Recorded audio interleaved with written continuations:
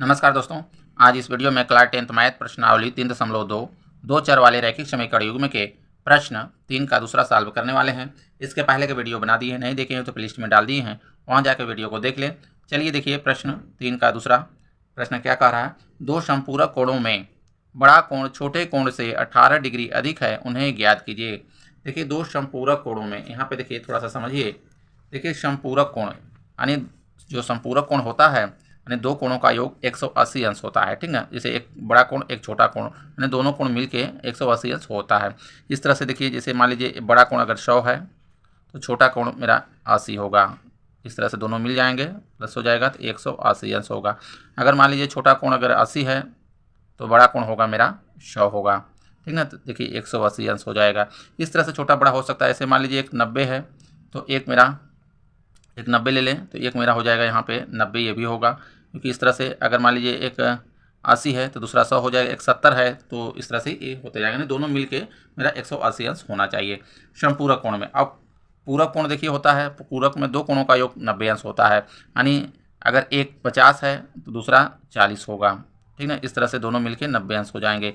अगर एक 40 है तो दूसरा 50 हो जाएगा। अगर एक यहाँ पे जैसे मान लीजिए अगर 30 ले लें थोड़ी देर के लिए, एक 30 हो जाएगा तो दूसरा मेरा यहाँ पे 60 हो जाएगा। इस तरह से ये होते हैं, ठीक है। तो यहाँ पे देखिए मानेंगे दो समपूरक कोणों में बड़ा कोण छोटे कोण से 18 डिग्री अधिक है। दो समपूरक कोण, तो पहले मान लें इसमें, माना समपूरक कोणों में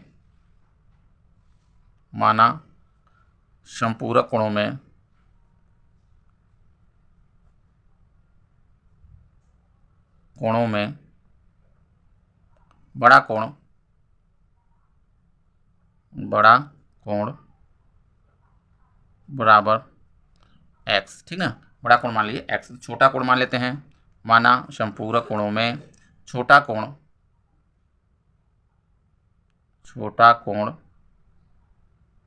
मान लेते हैं y, ठीक ना।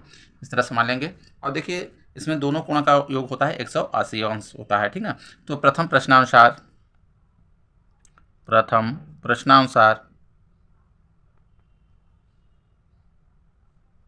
प्रश्नानुसार यानी x धन y बराबर हो जाएगा 180 अंश, ठीक ना। क्योंकि ये बड़ा कोण है ये छोटा कोण है, दोनों कोणों का योग 180 अंश हो जाएगा। इस समीकरण 1 बना लेंगे, ठीक ना। अब देखिए आगे कह रहा है यानी बड़ा कोण छोटे कोण से 18 डिग्री अधिक है, ठीक ना। तो द्वितीय प्रश्नानुसार देखिए, द्वितीय प्रश्नानुसार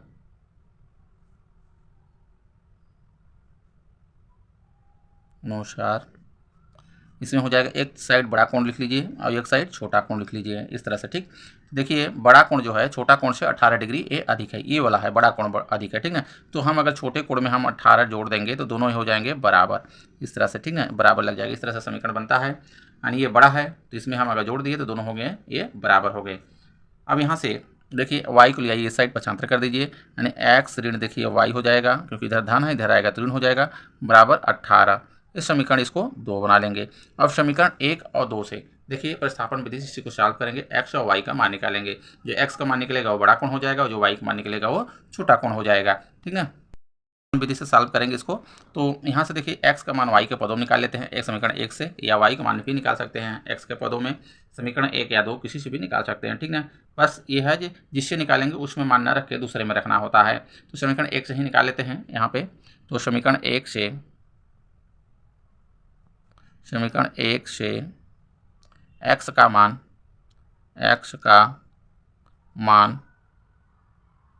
y के पदों में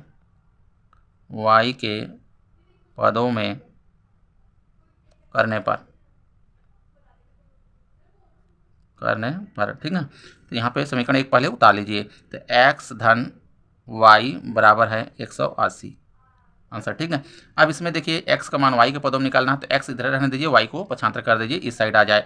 तो x बराबर हो जाएगा, देखिए x बराबर इधर 180 अंश है और इसको ले आएंगे y को इस साइड, तो ऋण में ये y हो जाएगा। अब x का मान समीकरण 2 में प्रतिस्थापित कर देंगे। जो x का मान ये निकला है इसको समीकरण 2 में प्रतिस्थापित कर देंगे। x का मान समीकरण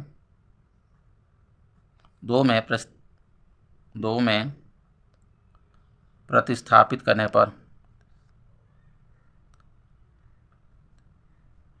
प्रतिस्थापित करने पर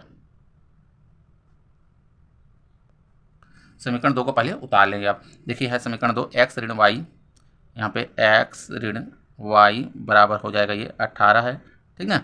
अब यहाँ पे देखिए x के स्थान पे हमको रखना है ये 180 ऋण y रखना है, तो यहाँ पे हो जाएगा 180 ऋण y, आगे मेरा ऋण में है y बराबर ये हो जाएगा 18, ठीक है। अब इसमें देखिए ये जुड़ जाएगा, यहाँ पे ऋण y और ऋण y जुड़ जाएगा, इसको जोड़ लेते हैं और 180 को पक्षांतर कर देंगे इस साइड, तो ऋण में देखिए यहाँ पे हो जाएगा 2y बराबर, ठीक है। ये हो जाएगा देखिए 80 इधर है और इसको पक्षांतर कर देंगे 180 को इस साइड, तो ऋण में ये हो जाएगा 180। अब यहाँ पे ऋण 2y बराबर, यहाँ से इसको घटा देंगे, देखिए 18 में से 180 चला जाएगा, तो यहाँ पे देखिए ऋण में आएगा, मेरा ऋण में आएगा 162, घटा देंगे तो ठीक। अब यहाँ से देखिए दोनों पक्षों में ऋण है, तो ऋण यानी ऋण से दोनों पक्षों में अगर गुणा कर देंगे तो ये धन हो जाता, नहीं कट गया दोनों पक्षों में, तो यहाँ से देखिए y बराबर निकाल लेंगे तो हो जाएगा 162 बटे में 2 आएगा, 2 8 16, 2 1 कम 2, यानी आ गया y का मान आ गया 81, ठीक ना, ये आ गया। अब देखिए ये जो y का मान आया है किसी भी समीकरण में रख देंगे 1 या 2 में, तो मेरा x का मान निकल आएगा। तो y का मान समीकरण किसी में रख देते हैं, y का मान समीकरण 1 में प्रतिस्थापित करने पर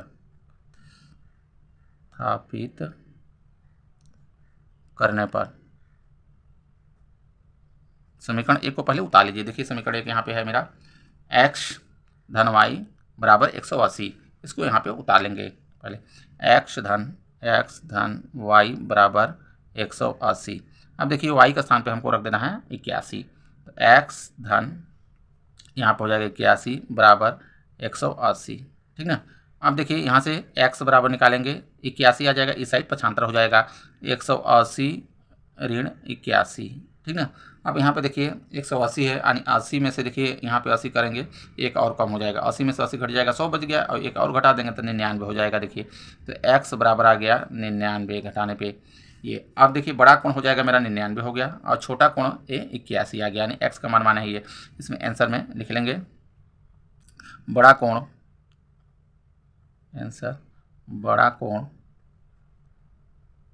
कोण बराबर हो गया 99, ठीक ना, और छोटा